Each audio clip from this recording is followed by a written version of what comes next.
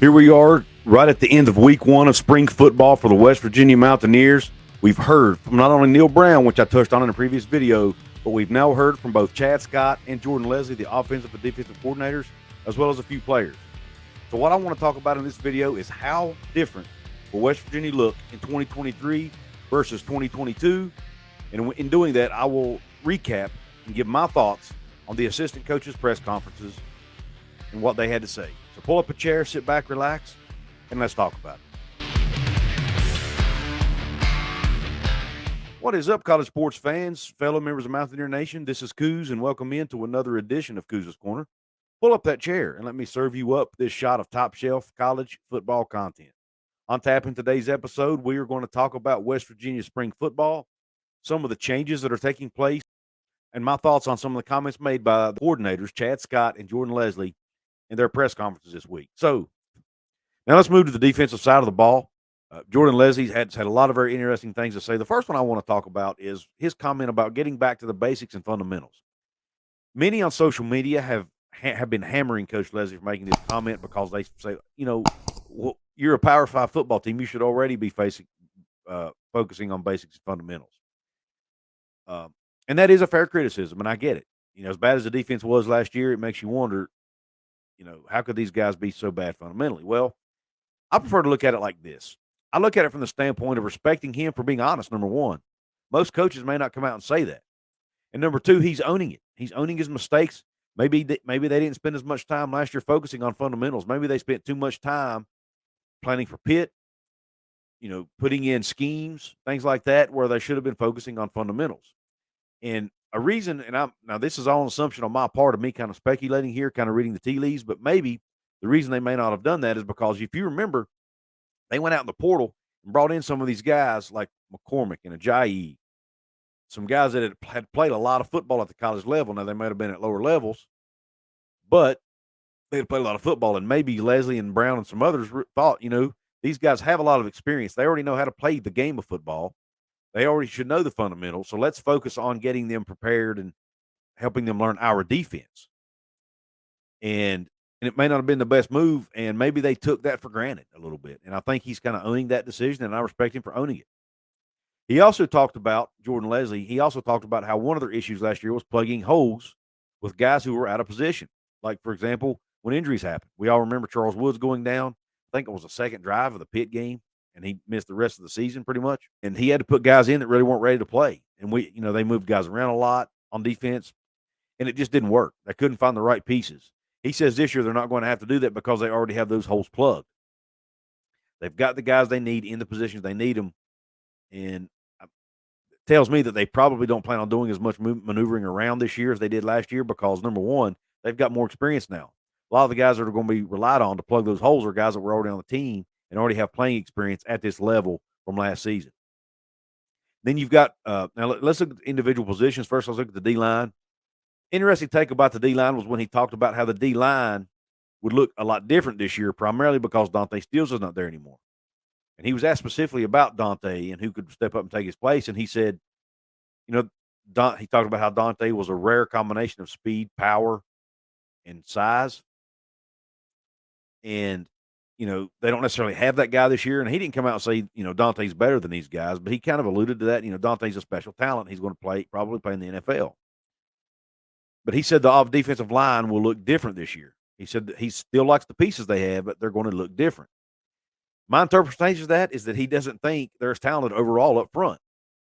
But he even made a comment, the whole is greater than the sum of the parts. Or, I'm paraphrasing, but that's essentially what he said. So they're going to have to do things a little different this year. They're going to have to rely on their defensive front to play more as a unit and more together versus relying on somebody like Dante Stills to wreak havoc and cause problems. You can't rely on one guy now. You have to look at the defensive line as a whole. Now, he did talk about Sean Martin and how they are going to lean on Sean Martin to be the guy up front this year. They look to him to be their best player and the leader of that defensive front. But he said Sean's a completely different skill set and a completely different talent than Dante, so he can't do the exact same things. Now, I don't think that was a shot at Sean Martin whatsoever. Sean Martin's just a different body type than Dante. And maybe he doesn't see Sean Martin as being as talented as Dante, but still, you had a talented player. And they'll have to scheme a little different this year with this different defensive line. Maybe they can be more aggressive, do a lot more blitz packages with their linebackers and things like that. And to be honest with you, I think when our defense was able to do that, they were a better defense last year. And even in previous years when they were more aggressive, our defense was good. You guys got to remember, West Virginia had really good defenses the first 3 years that Jordan Lesley was at the helm, especially especially in 2020 when I think they were a top 5 defense in the country. So Jordan Lesley knows how to coach defense. Can he do it with the guys he's recruited? That's a whole other question, and we'll find that out this year. But I do see him using more blitz packages. And I think they're going to rely also a lot more on the bandit position. They need more production out of the bandit position, whether it be Jared Bartlett or maybe even James Hurd, the incoming freshman who they're really high on. As far as the linebacker position goes, he mentioned not only did he mention Hurd, how he might or will likely play as a freshman and contribute, but he also talked about Ben Cutter and Josiah Trotter and how both of those guys will likely be counted on this year to play as freshmen. And he thinks that they are going to be able to do that. He thinks they're talented enough to do that. And if you guys get a chance, go on social media. Maybe it's on Twitter. Check out these guys on there and how they've changed their bodies, how they've transformed their bodies since getting to West Virginia. It'll amaze you. These guys look like absolute beasts where they've been hitting the weight room. He talked about Lance Dixon, how he's going to be moved to spear position full time, it looks like this year. Last year, they were bouncing him from wheel to spear and back and forth. So they're going to try to keep him at spear because they like how he covers space and they like his length. He's going to be playing that position alongside Raleigh Collins. And I've also read that they will likely rely on Keyshawn Cobb, a transfer from Buffalo, who I'm going to speak on in a minute. They will likely put him at that position as well some. And he also mentioned how Lance Dixon is healthy, completely healthy for the first time in a long time. So that should also play a role and hopefully have him playing better football. He expects a big year out of middle linebacker Lee Coba. We remember Lee Coba. He was the team's leading tackler last year, but he did struggle some in pass coverage. He expects him to be much better because it'll be his second year in the defense. And as we've all heard before, he came from junior college, and junior college guys, it often takes them, it's often their second year before it really clicks for them. So it should click for Lee Coba this year. And with his athleticism, I expect big things from him. He talked about, they asked him about who would back up or who would play the Mike linebacker position along with Lee. He mentioned Trey Lathan. He mentioned Jairo Faveras. There's 2 other options. One name he didn't mention, and this is interesting. One name you did not hear mentioned was Tyrick Austin Cave. And I haven't heard his name mentioned much at all in the offseason. Now, I have a source close to the situation that has told me that his grades could potentially be an issue. Hopefully that's not the case, and hopefully he's able to get his grades up. If they are an issue, hopefully he's able to get them up to remain eligible. He is still on the roster, so he's apparently still on the football team. But I'm sure they're probably waiting for the next grades to come out for this semester. But hopefully when they do, he will be a member of this team and will be able to contribute for him because, we were all excited about getting him from Miami. He was a transfer from Miami last year, didn't get to play much, if at all, last year. And we were all kind of looking to him to be the backup there at the Mike position. But, it's possible. Unless he gets his grades up, he may not stay on the team. Now, talking about the secondary, the thing that stuck out, he talked about Keyshawn Cobb and Montre Miller. I mentioned Cobb earlier from Buffalo. Montre Miller's the transfer from Kent State. He talked about how those guys looked really good going up and getting the football. And he said when he was recruiting those guys, that's really what he focused on. He wanted to go out and get guys that could go up and get the football. If you remember, I talked about in a previous video how this team was not able to force turnovers last year. I think Keyshawn Cobb and Montre Miller might be able to do that. Maybe they can go out and get some turnovers and force some interceptions from opposing offenses. So that was my big takeaway from the defensive back comments.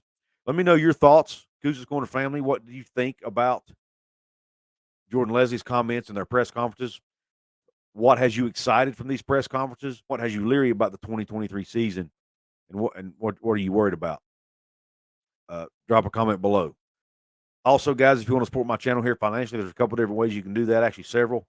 Check out the links in my description box to my merch store, to Blue Ridge Coffee Crafters, where you can get all natural, smooth coffee made with hand-picked coffee beans. Go online, order you some coffee right now. They have several different flavors to choose from. And when making your purchase, if you put Couz's, C-O-U-Z''S in the comments, I'll get a small commission from the sale. You can also check out links to Fanatics to do your online shopping there. You can join my channel by hitting the join button right below, become a member. Shout out to Timbo, who's another Mountaineer Maniac member of my channel. Also, shout out to Cody Cutright, who's a channel member as well. Outlaw of College Football. Shout out to him. HBAR Farkle. Shout out to you, my man. I appreciate your support. I'll try to get the rest of you next time, but random shout outs is part of being a channel member along with many other perks. Also, if you want to make a one-time donation, there's a heart with a $sign in it right below this video. Hit that, make a one-time donation. You can leave a comment along with it as well if you want. Last but not least, if you want to support me free, like, share, comment, subscribe. Do all those things. It really helps out that YouTube algorithm, helps my channel grow, helps get my video out to more people. With that being said, I really appreciate your support. And thanks for tuning in. Until the next time, Q Country Roads.